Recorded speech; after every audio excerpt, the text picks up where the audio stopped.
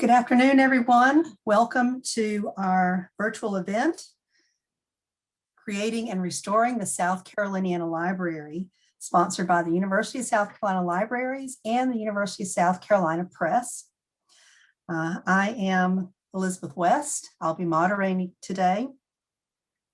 Our speakers today are Jay White and Bryan. I am the University Archivist for the South Caroliniana Library for the University of South Carolina, and I have degrees from the university in journalism, library and information science, and history, and I've been the University Archivist since 2001 and have several books on the history of the university. Jay White is our architect for the Caroliniana's renovations. Jay has had a 20-year career in civic architecture and historic preservation, focused on preserving not only buildings, but also the cultural heritage of the South. He's a principal at Leolio Architecture in Charleston, South Carolina, an adjunct faculty member of Clemson's School of Architecture, and a member of the City of Charleston's Board of Architectural Review. Dr. Bryan is Professor Emeritus of Art and Architectural History at the University of South Carolina, is a recipient of the South Carolina Order of the Palmetto, the highest civilian honor awarded by the Governor of South Carolina. He is also the author of several books, including Architectural History of the South Carolina College, 1801 to 1855, and Robert Mills, America's First Architect, Creating the South Carolina State House. Just a quick reminder for everyone that today's event is being recorded. And if you have your cameras and microphones on at this time, please make sure they are turned off during the presentations, and then questions will be able to be submitted through the chat function at the end of the program. And so now I will ask Bryan to start his presentation. Next slide, please, Elizabeth. Well, go next slide, please, Elizabeth. Well, I'm delighted. This is a wonderful opportunity. I would like to begin by thanking everyone who made the production of the book possible, Dean Tom McNally and Henry Fulmer of the Caroliniana. But I would also like to thank, in particular, 3 staff members at the Caroliniana, without whom the work could not have been done: Edward Blessing, Graham Duncan, and Nicholas Doyle, who ferried all the records that allowed me to do the work. I've got 15 minutes to sum up 2.5 years of work, and so I'm going to push right along. I'm going to start talking a little bit about Robert Mills, because the most important thing about this book, I think, is that while the Caroliniana has been rumored to be a work by Robert Mills, I think we've proved it here. We had 2.5 years to dig into a great deal of previously unpublished original material, and I think we've proved it. So I'd like to start talking about Mills and his initial conception of the building, and then I want to turn to what happened and how his initial conception evolved. And then I want to say a word about the library itself as an institution. But when I started talking to Henry Fulmer about doing this book, the first concept, Henry's concept, was let's do a book on the building because the building's about to be restored. We thought about it further and thought, well, the building is important. There's no question about that. But the building is more than an architectural feature. It's part of the institutional history of the college, South Carolina College and University, and a cultural barometer, if you will, for the state itself. So I want to conclude with that. But I'll begin with this drawing by Robert Mills. What you have on your screen now is the earliest signed and dated drawing by Robert Mills. It's 1802. Mills was then a young draftsman working in James Hobon's office in Washington, working for Thomas Jefferson, doing some drawings on Monticello. And Mills saw an advertisement in Washington for the South Carolina College, and he submitted this drawing. It's the earliest drawing by Mills we know. The reason I want to start with this is if you look at the vertical elevation along the left side of the drawing, there's the indication that there's a long covered walkway on the facade of the building. I'm going to come back to that. But among Jefferson's papers, there was a 1774 drawing for the College of William and Mary that never got built because of the Revolution. But this one drawing proves, I want to say, the depth of young Mills' connection or access to Jefferson's papers. Jefferson is going to use this concept later at the University of Virginia, but we'll come back to that in just a moment. Next slide, please, Elizabeth. We all know that Mills was born in South Carolina, that he came back, he left for almost 20 years. He came back in 1819 and did a great deal of work for the state between 1819 and 1830. On campus, with the exception of the library, his most important project was 1827. It was the monument to Jonathan Maxey, the first president of the college. This is really important, I think, architecturally, because it's Mills' first complex use of the Egyptian revival, which he would go on to build, of course, as the Washington National Monument in Washington, D.C. Shortly after the Maxey Monument was done,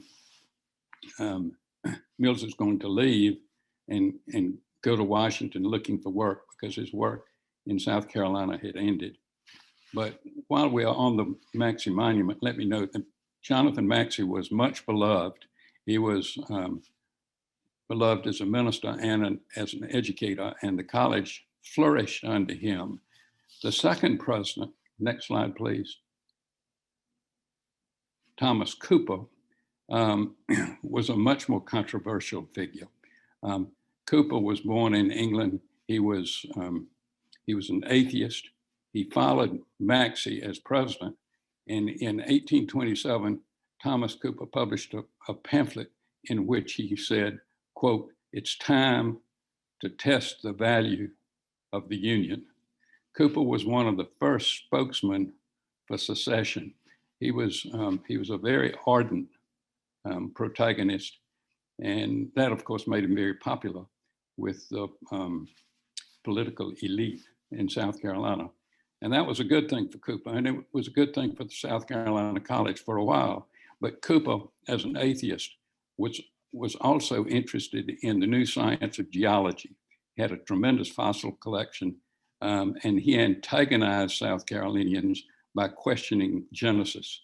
And by 1834, Cooper had fallen into terrible disfavor. People began to withhold their children from the South Carolina College. So in 1834, enrollment had declined from just over 200 to 20 students. And in December of 1834, the Board of Trustees sought and obtained Cooper's resignation, and for good measure, the resignation of the whole faculty of the university. We tend to forget that, but 1834 was the nadir, the low point, perhaps, before the Civil War of the South Carolina College. Next slide, please. The president the university trustees turned to was Robert Woodward Barnwell, who was Jefferson would have called Barnwell one of nature's aristocrats. He was a plantation owner. He had been a member of the House of Representatives in South Carolina and in Congress. Mills, remember I said, after the Maxey Monument, Mills had gone to Washington. In 1830, Mills submitted his first proposal for federal work to the House of Representatives. Robert Woodward Barnwell was in the House of Representatives at the time.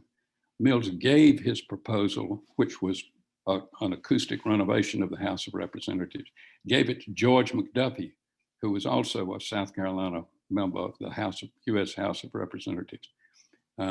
McDuffie circulated it. Mills got the job, and that was his first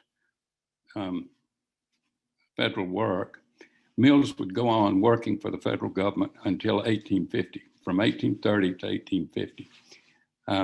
While he's there in 1836, he keeps a daytime, a little pocket diary, and I'm going to show 4 slides, pages from that pocket diary, which is now in the manuscript division of the Library of Congress. And these sketches are Mills' conceptual plans for the South Carolina College. They're labeled as such. And we're going to take a minute to go and explain these. It's very important that George McDuffie was the person to whom Mills presented his plan for his first federal work. But McDuffie is going to come back to South Carolina and be governor and initiate the appropriation for the college library. Very important that Robert Woodward Barnwell is going to be in the House of Representatives when Mills presents his first federal plan for federal work, because Barnwell is going to be the president of the South Carolina College when the library starts construction. The library is going to be Barnwell's hallmark, really, for his tenure as president of the South Carolina College. But let's look at this page. I'm not sure how well you can see these drawings, but if you look closely on the lower right-hand page, you see a building with a dome and a portico with 6 columns and an indication of arches under those columns. And then below that, a ground plan with a circular main room and small rooms on either side. And you can make out that there's some numbers and a little bit of text scrawled. It's really kind of illegible, and you'll have to take my word for it. But those are budgets and measurements. And in his marginalia, his chicken scratch notations, he says that the building we see here would cost $30,000 if it were not fireproof. But Mills was known for fireproof construction, and he estimates it'll cost $64,000 if it's built a masonry vaulted fireproof construction. Next slide, please. Next, Elizabeth. Here we see the same building more clearly, and it says west facade of Library Hall. And this is a refinement of the initial drawing we saw earlier. And then the other side, the lower page, is as we're going to see, you're in the horseshoe looking at what would be the backside of the building. Mills conceived of the South Caroliniana Library as facing Sumter Street. He viewed it as closing off the horseshoe and making the horseshoe a quadrangle. And you would enter the library under his initial plan through the center of the archways beneath the portico and the dome. Next, please. And this is another drawing. These drawings become more and more specific as he goes along. These are sequential pages in his diary, and clearly he's thinking through the plan. And we're going to come back to this. Next, please. No, back there, thank you. There, hold it. This is labeled very clearly. This is one of the last of the diary sketches. And let's start with the right-hand page. Sumter Street would be on the extreme right of this drawing. And then it says carriageway. So the arch would lead you in. And if you were coming into the horseshoe, which had now become a quadrangle, if you were coming in from the right to the left, you would be looking through this covered archway at the Maxey Monument, and beyond the Maxey Monument to the President's house. If you know the Caroliniana building as it exists today, you know that it does have a central hallway, and then it has little office spaces and a manuscript room now on either side of that central entry. So the ground plan is built pretty much as that's shown. But the second floor on the left-hand page, very, very different, has a round reading room. And here Mills is thinking of Thomas Jefferson's University of Virginia Library. And the dots in that rotunda reading room under the dome, of course, and those dots are, as we'll see, supporting, those are the bottom of the post or pillars or columns supporting a gallery, and then the flanking office, smaller office rooms above. Next slide, please. Next. Elizabeth, next. We've got Mills' diary in the Library of Congress, but also found some years ago in the back of a file drawer in the Caroliniana Library are 2 signed measured drawings. It's very clear that Mills conceived the building and sketched it out in his diary, and then he sent the trustees finished measured drawings of the building. And here, of course, we're seeing the ground plan with the entry under the portico into the horseshoe, the flanking offices, and the dotted X's on the little rooms to either side indicate masonry vaulted construction. This was his, I want to say, the plan he desired. Next. Next slide, please. And here we see his signed, and again, signed dated drawing in the Caroliniana's collection of the second or principal floor. And again, he intended or wanted masonry vaulted construction, and the little circular stairways in the 4 corners of the rotunda indicate, of course, spiral stairs leading to the gallery above, which was to house books. Next slide, please. But of course, where did Mills get that idea? Where did it come from? Well, I've mentioned the University of Virginia, but in 1817, Mills had drawn a potential library for a library company, a private library in Baltimore. The money was never raised, so that library never got built. But there are 2 measured drawings for that library, which provide a Mills prototype for the Caroliniana. Next slide, please. And this is the second floor with a circular reading room and so on and so forth. It's interesting, our Kindle map room basically appears on the right-hand side of this slide. This building never got built. Next. Here's our reading room as it got built, of course. Well, what happened? Why was Mills' circular reading room not built? Well, it was because in 1836, the legislature appropriated $20,000 for renovation of the academic buildings. Under Thomas Cooper, as he had fallen into disfavor, the buildings on the campus had fallen. I want to say there was a great deal of deferred maintenance. And but when Barnwell took over, the legislature essentially gave him the money to spruce up the campus. And Barnwell and the trustees decided to spend $15,000 of that money on the library. But that was not enough, given Mills' plan. Sadly, they had to do 2 things. They had to cut off the basement story, which allowed the arch entry into the Capitol, into the campus. In Mills' marginalia, we know that that basement, that raised basement, like putting a piece of sculpture on a pedestal, the raised basement was to be 18 feet high.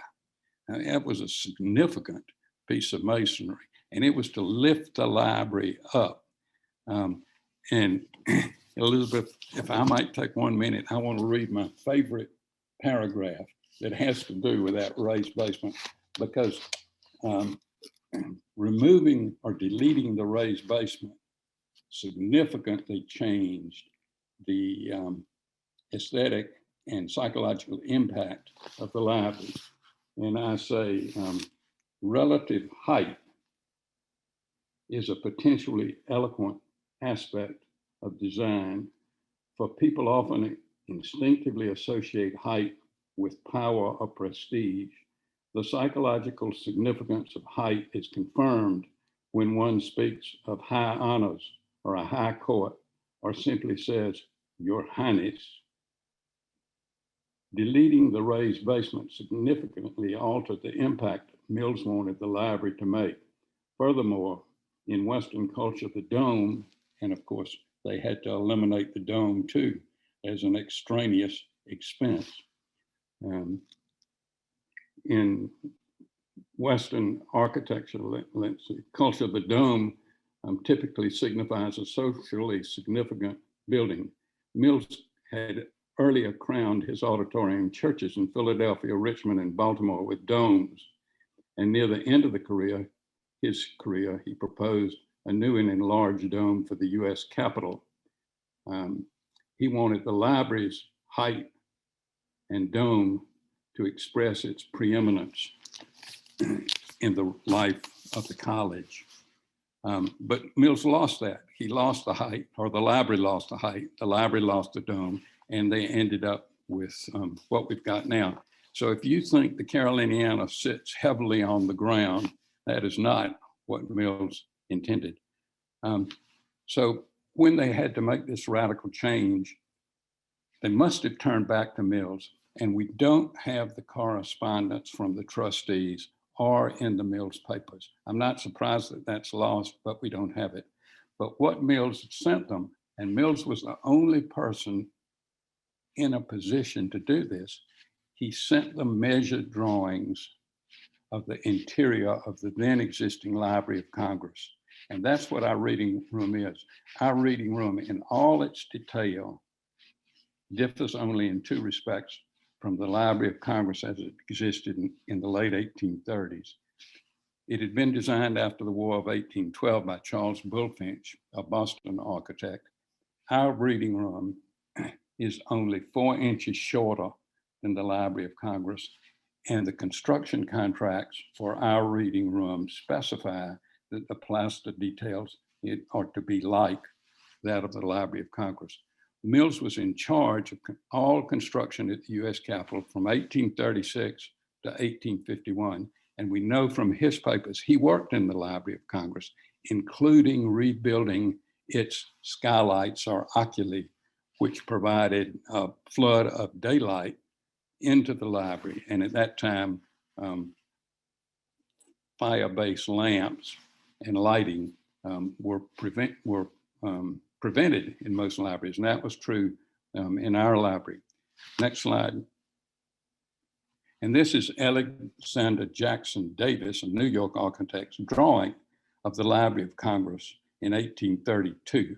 And this is simply, it's obvious, isn't it? We don't need to talk about that.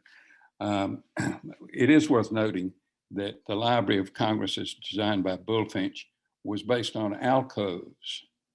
And many people at the University of South Carolina have always said the alcoves were a Jeffersonian device. Well, the alcoves really came from Sir Christopher Wren in London, and a London architect. He had used them at Trinity College. It was a system of dividing knowledge, dividing the books into categories and housing each category in the library. It was a proposal of Francis Bacon. So there's a long lineage and a very interesting intellectual lineage for the reason our reading room looks the way it is. And I don't know how Jay feels about this, but my feeling would be this is perhaps the best Greek Revival interior space in South Carolina. Maybe he'll comment on that. But it certainly is, because the Bulfinch Library of Congress burned in 1851, we've got this wonderful replica of it, right down to the little detail. Next slide, please. And that's just a close-up of the skylight and part of the balcony.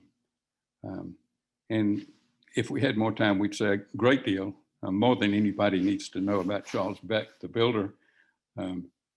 Beck had worked with Mills throughout the 1820s on many, many projects. He'd come from Boston in order to obtain employment in the public improvements program. He worked with Mills on Ainsley Hall here in Columbia, the best documented of the Mills houses, and obviously did a beautiful job on our reading room. Next slide, please.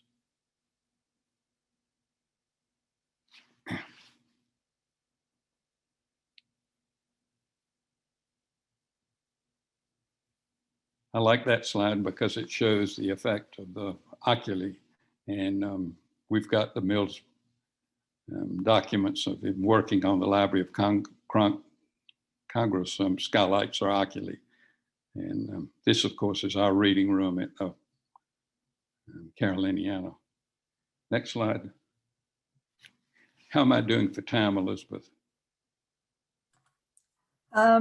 Need to wrap up in a couple minutes. Okay, so I wanted to say a word about the librarians themselves too. This is one page from Robert Lee Meriwether's notebook. And to me, his notebook is very evocative, very detailed. Robert Lee Meriwether should be considered the founding father, perhaps, of the Caroliniana, although many people were involved. But he was trained in what in the 1930s and 40s was called scientific history, using original documents as the cornerstone of everything you wrote. And his notebook's full of references. And I might say it's similar to Mills' notebooks in that regard, full of references, going back to everything. The Caroliniana Library got off to a tremendous start in the collection of original documents because of Robert Lee Meriwether's training in scientific history at University of Chicago. And then because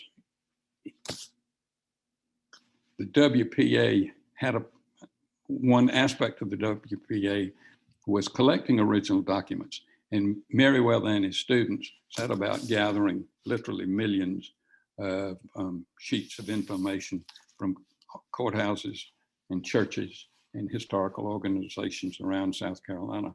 One of the people, and I wanted to mention, give credit to some of the librarians. In my haste,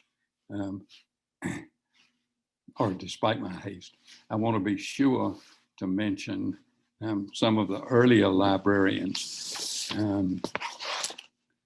One of my favorites was Erastus Efferson, who was a Union soldier, 7 bullets in his body, he said. He was followed by Greener, Richard Theodore Greener, who was the first Black graduate of Harvard, who published for the federal government in 1877, one of the first thorough catalogs of the Caroliniana.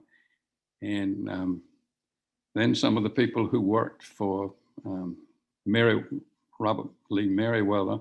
Anne King Gregory was one who went all over the state. These people have not been remembered. They have cameo biographies in this book. And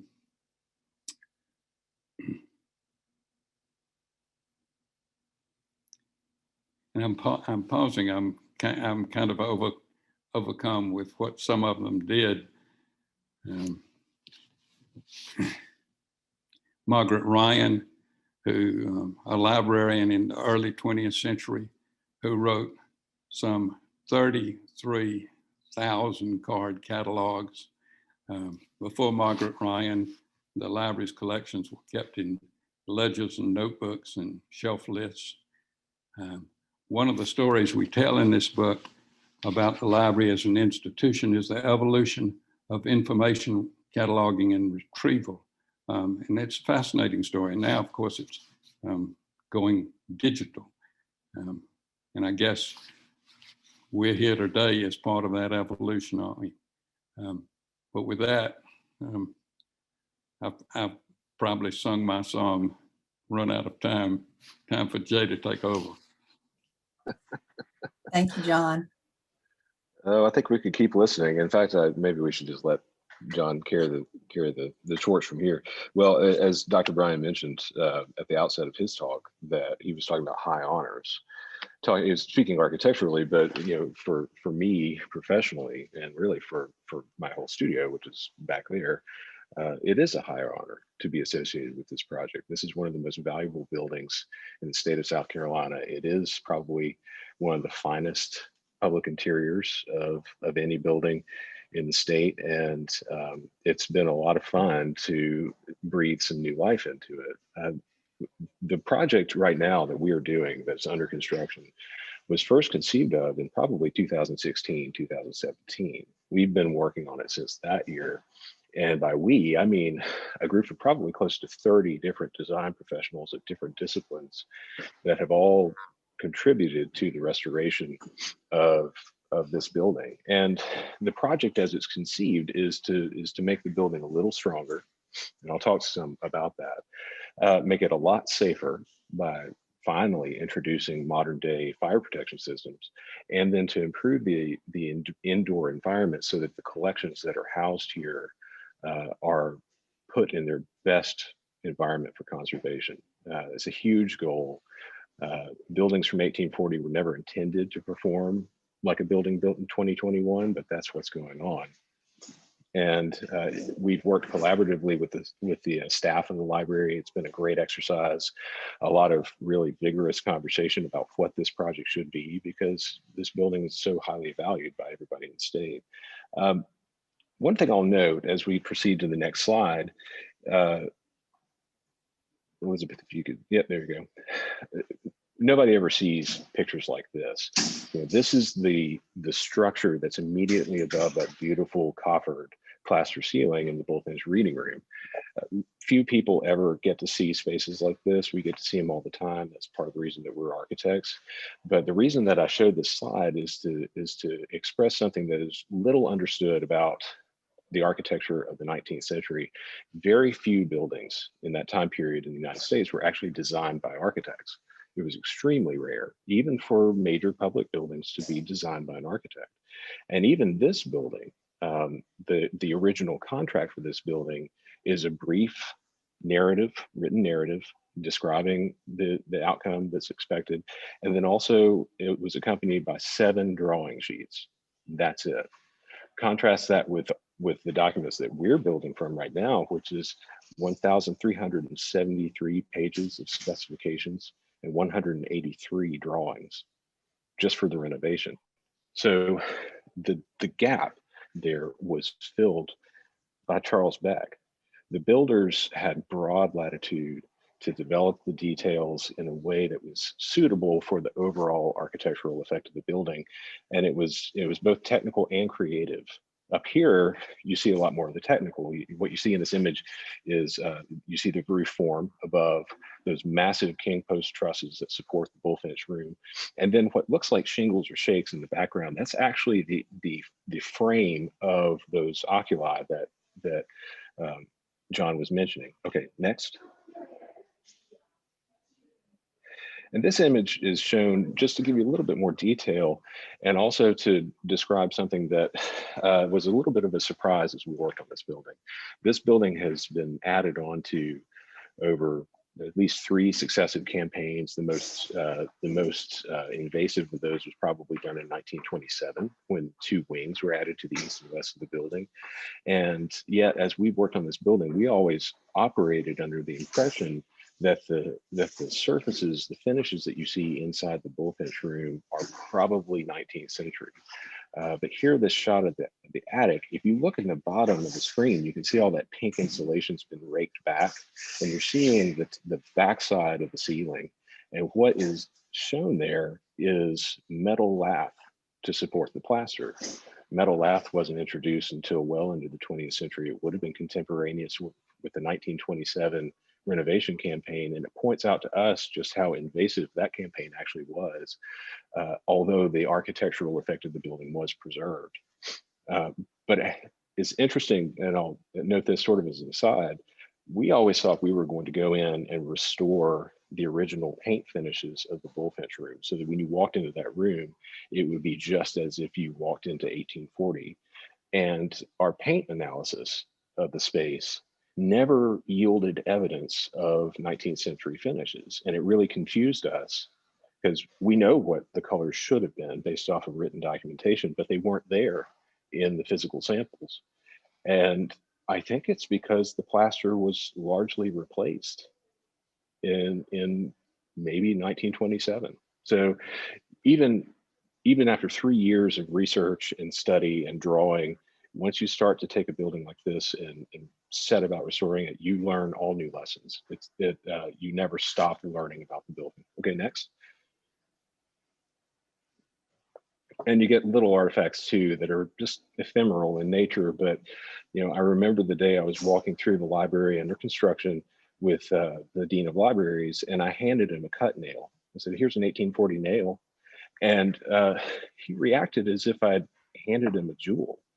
And the physical evidence of how a building like this was built, and so differently than how we build today, it to me, it expresses why we bothered to preserve these buildings to begin with, because they illustrate the ingenuity and the grit and the inspiration of the people that built them. This nail was made entirely by hand with hand tools, and there are millions of them in this building. Right, next. Here you can see a little bit better shot of that plaster condition that I was talking about, and just the level of joinery that goes into the building. When you take a wall apart in this building, you'll see at the bottom of the wall cavity, there'll be a pile of wood shavings. And that's because each beam, each stud, each truss was rough hewn and then brought to the site and then finished down to the proper dimensions in place. So it's a tremendous amount of labor. All right, next. And then I'll show you this shot. This is a current construction photograph. If you were to go in the building right now, this is what you'd see in the Bullfinch room. All of that scaffolding that you see in there is intended to support the roof while we augment the framing. Over the years, it's lost strength, and we have to address that by adding new wood framing into the attic space. And while that's being done, we have to artificially support the whole structure during the process. And it's amazing to see, this sort of effort going on. It seems Herculean to a lot of people, but just this one shot shows you the value that the university places on this building, that the university as an institution is willing to commit this level of resources to so precious a project. I could keep talking for a long time, just like Dr. Bryan, about this project, but I'll stop there, because I think Elizabeth has a lot more interesting things to tell us.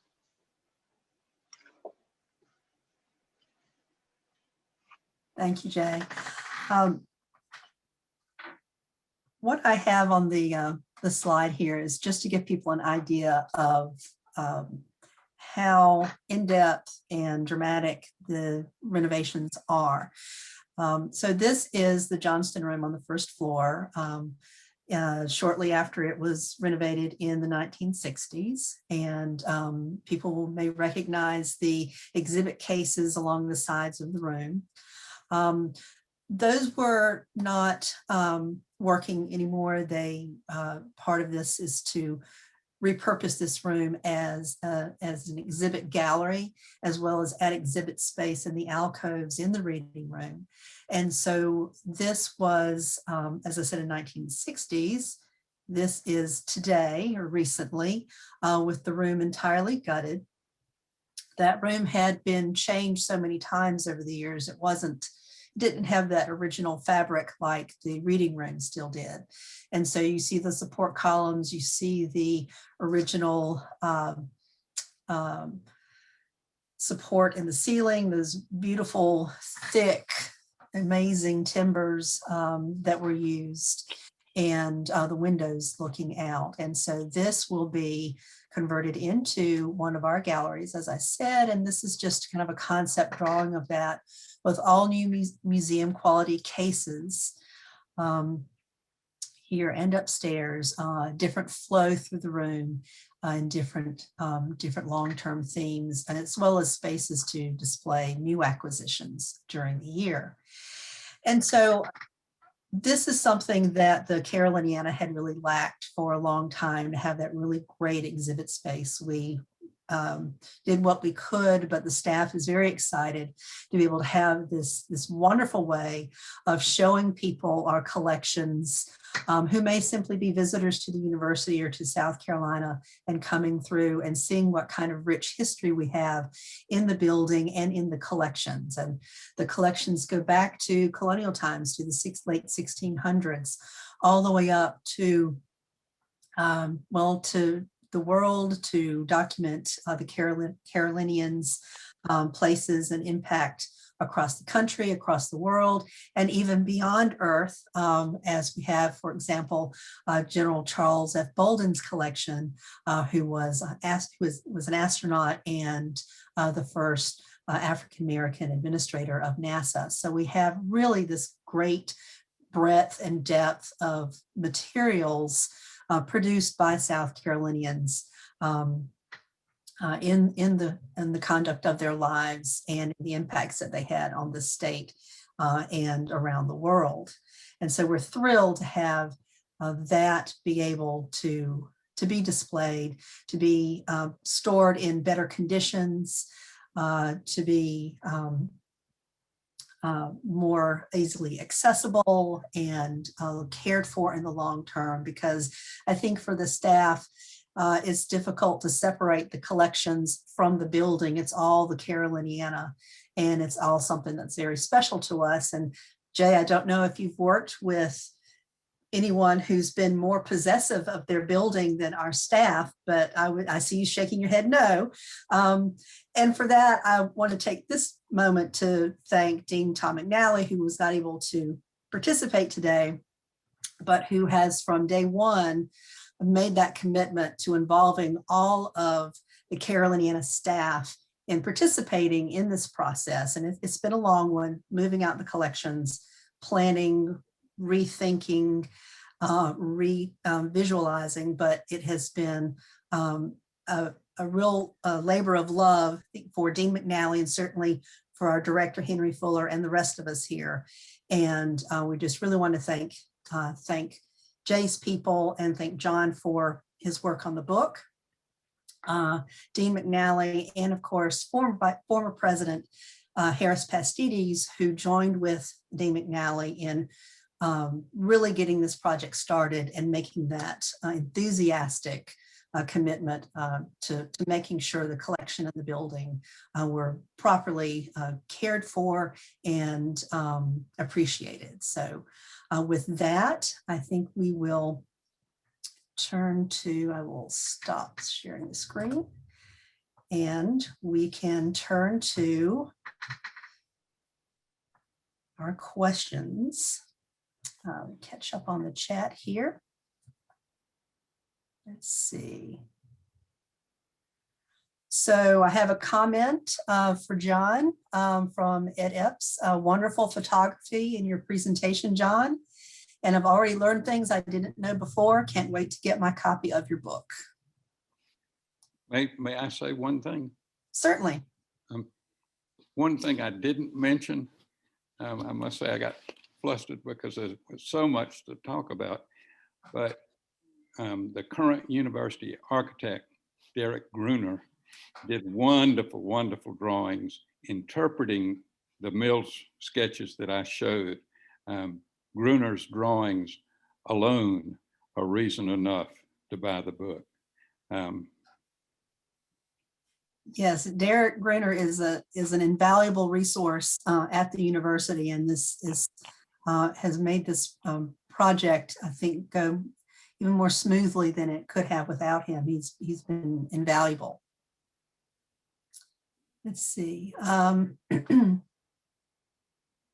Okay, another comment from S. Hitchcock to John. Dr. Bryan was my art history professor in 1972. Wish I had been smart enough to follow his lead at that time. I wasted another unrelated degree before I discovered historic preservation and historical landscape architecture. Have been working for the National Park Service for the past 22 years. Thank you, Dr. Bryan. Wow. Good to hear from you. Makes me feel useful. So I have a comment from Alice Caskey. Looks much like the attic in the Robert Mills house in Columbia, but without the later insulation. Is there a parallel there, John or Jay?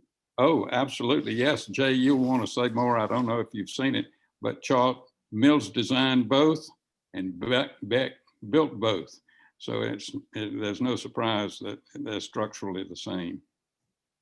It probably has quite a lot to do with the collaboration between the architect and the builder, which, modern day architects lament the loss of that collaboration in a lot of cases. But like I said earlier, a great deal of the detail and the structural design for these buildings, whether they were a residence or a library, was left in the hands of the craftsmen that built it. Thank you. Okay, from Todd Hoppuck, Dr. Bryan, the sketch of the old Library of Congress looked to me to have an arched ceiling. Was I seeing that correctly? That it had an arched ceiling while the Caroliniana has a flat ceiling. Yes, you'd make an A on the test. You've done very well. I did mention that ours was 4 inches shorter. I did not mention that the other distinction was the Library of Congress had what they called a coved ceiling or a slightly curved ceiling. Ours was flat. Cove ceiling, much more complicated to build, obviously. Okay, will the Caroliniana still be a fun library or a museum? We will absolutely retain our function as an academic special collections library. We just have additional storage, additional exhibit space for the materials there. As many of you will know, if you've done research with us in the last 10 or 15 years, we have offsite storage locations for much of our collections simply due to space issues. And so we will continue with that delivery process of bringing offsite materials into the library and having our researchers come in and use them there. But we also wanted to make the library a more welcoming site for visitors to the university. And so that is part of that renovation concept as well. Let's see, please repeat the title of book.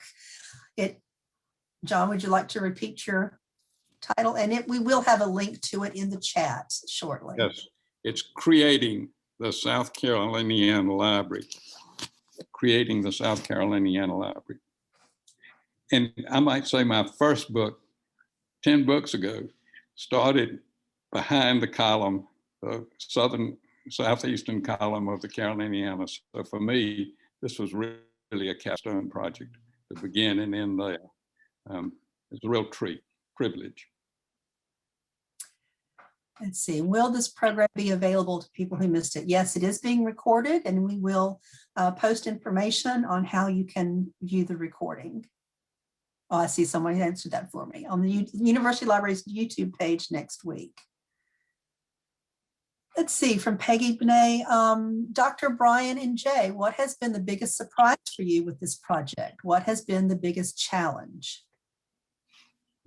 Jay, you want to start? Oh boy. Well, I'm not going to say that the staff was the biggest challenge because they were. No, it was a great collaboration. I think the biggest surprise is something I alluded to earlier very quickly is that when we assumed that a great many of the interior plaster surfaces were about 1840 or so. I mean, plaster gets repaired continuously over the generations. You never are going to find something that's incredibly untouched, but I'm surprised that so much of the interior was so thoroughly refreshed in, we think, 1927. That seems to point to it seems to suggest that the condition of the building prior to that was not really as good as we thought it was, because you're not going to rework plaster to that degree if you don't need to. You know, I think one of the biggest challenges of this project is the same as it is for many projects in the preservation realm, is that you've got to know what needs to be addressed, what needs to be fixed, what needs to be made stronger or somehow improved without going too far. Because I often liken preservation work to tugging on loose thread on a sweater. If you just keep tugging, then you're just going to end up with nothing but a pile of yarn. And this was a really extensive program of rehabilitation for this building, you know, and a lot of it's very technical, like retrofitting, you know, modern day archival quality air conditioning and temperature and humidity control in a building that is not designed for that. I won't get into the technical specifics of it, but it's a great challenge. And actually, one of the other questions that another viewer had asked is like, what is that like? And it's hard to answer that question without immediately falling into the weeds. But one thing that'll be really interesting about this project is that in order to keep the temperature and the humidity on the interior at a certain level, then we have to keep humid air from leaching into the building as it's wont to do through you know, an old building envelope like this. So the entire building is going to be pressurized so that there's always a very slight outward moving of air through all the gaps and fissures in the wall that cannot be closed because of the way the building's built. So it's an interesting affair. It's interesting too to note that despite doing all of this rather heroic, you know, engineering intervention, the building's probably going to use less energy now than it did before when it had 1960s era HVAC in it. Its technology has just progressed that far. But just the overall scope and complexity of this project never ceases to amaze me.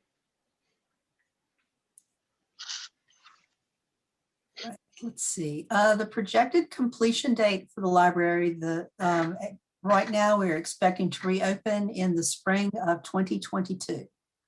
And yes, we will have a grand reopening.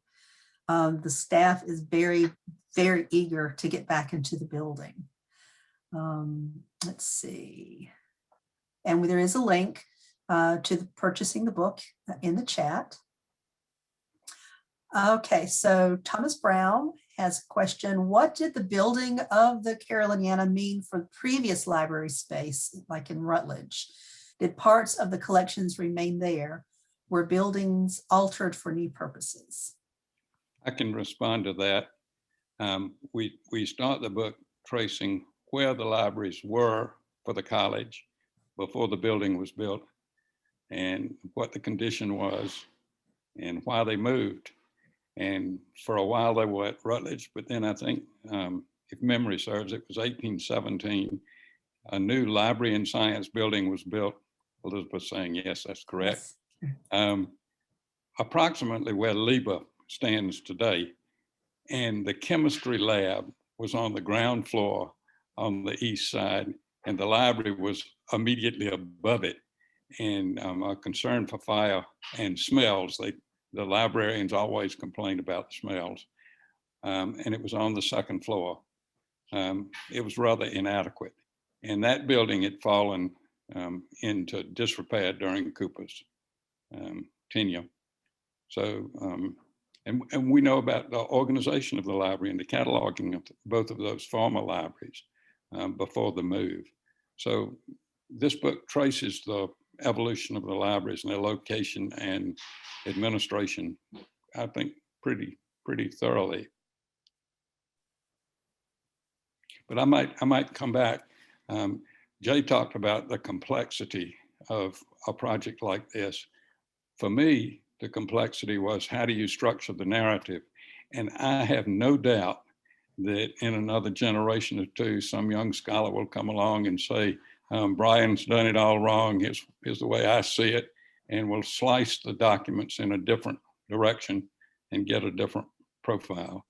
And I mean, that's life, isn't it? But yeah, it's a big project. We have another question for Jay. Jay, you touched briefly on the genesis of the handmade nails. Could you comment on the procurement of other materials used in the construction of the building, such as the lumber or bricks, or about the skilled laborers who might have been involved in the process? Boy, that's a big one. So unlike today, where the architecture and construction industry is subject to a global supply chain, I would say almost all of the materials used in the construction of the building in 1840 were local. Some of them were procured and brought by the contractor. Some of them the university provided. The university, for example, provided all the bricks for the building. There really aren't that many materials used in the 1840 construction. You've got brick masonry, you have wood for timbers and windows and doors and such as that. You have plaster, and then you would have had tin for the roof, and that's it. Like there's nothing, there's no wiring, there's no ductwork, there's no, it's very, it's a very Spartan way to build a building. Go ahead, John. Yeah, but we do know that the brick was slave made. There's no question about that. And Beck owned slaves and used them on different projects around the state. And we know that Mills wanted the building to be, he knew it would be a brick building because he had a lot of experience in South Carolina, but his drawings indicated that he wanted it stuccoed and scored to resemble stone. But there was no question of using stone in South Carolina at that time. So we know something about the materials. Yeah. Let's see. Next question is, how did the Civil War affect the architecture and construction of the library in particular, and the horseshoe in general? I'll take that one. So the library was completed in 1840. And so the last building constructed prior to the Civil War was what is now called Flynn Hall, constructed in 1860. And so the campus closed down during the war. Refugees at different times came onto the campus, particularly after the war ended. The Confederate authorities took over the campus as a hospital. And so most of the academic buildings were used as a hospital, except for the library. And the legislature after the war met in Rutledge Chapel and in the in the library, because the State House had burned. And so it really got a lot of hard use during those years, and really went through the end of the 19th century with not a lot of money for repairs and construction. And in fact, the first major construction project since 1860 was in 1909 when Davis College was constructed. So there is a large gap in construction during that time period. I think this may be our last question. How can alumni access, oh no, I see some more, access Caroliniana collections? The Caroliniana is open to anyone, and we have a good many of our materials listed in the online catalog. There are more that are not in there yet, but the best thing to do is to contact our reference desk with any questions you may have on your topic or how to begin your research. And the email address for that is sclref@mailbox.sc.edu. All right, I think we're wrapping up now. We've run out of time, and Edward has put the email address in there as well in the chat. I want to thank everyone again for attending, creating and restoring the South Caroliniana Library. Many thanks to our speakers, John Bryan and Jay White, and to all of you who have attended, to University Libraries and the USC Press for sponsoring this event. And we hope that we will see all of you in 2022 when the library reopens. Thank you again. Thank you. Thank you all.